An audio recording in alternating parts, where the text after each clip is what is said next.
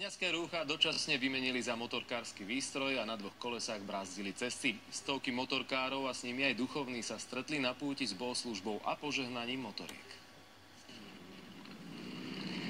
Takmer 500 motorkárov si to namierilo na pútnické miesto Studnička za obcov Pozba, nedaleko Nových Zámkov. Som nováčik a chcem to zažiť, chcem to vidieť, aké to je. Motorka mi dáva slobodu, pocit voľnosti určite. Ideme na tú púť druhýkrát a fakt poďakovať sa za to, že ozaj sme šťastne zatiaľ jazdili. Silvia brázdi cesty na motorke už roky. Ženy vraj za mužmi nezaostávajú a navyše na cestách sú opatrnejšie. Vždy, keď teda ja osobne sadám na tú motorku, tak vždy idem s tým vedomím, že večer sa chcem vrátiť domov. Týmko má 7 a už teraz mu to s motorkami ide. Čo sa ti páči na motorkách?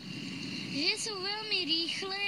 O pár minút sa začne bohoslužba. Novodobí pútnici a pútničky na silných strojoch prišli ďakovať, ale aj prosiť, aby motorkársku sezónu prežili bez újmy.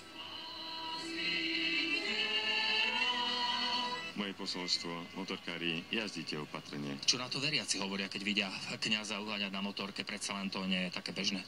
Tak viete, samozrejme, že nie je to bežné, ale tak z druhej strany je to tiež nejaká naša služba. By som povedal tiež ukázať, že človek, keď má nejakú záľubu alebo pasiu a dajme tomu spojiť to s tým kňazským, tak je to veľmi správne. Keď som bol študent gymnázia, tak som mal Mustanga.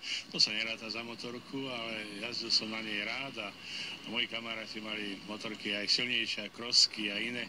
Takže keď som bol mladší, tak som rád sadol aj na motorku. Viacerí si zaspomínali aj na motorkárov, ktorí už nie sú medzi živými. Z Pozby Karol Mindák, televízia Markiza.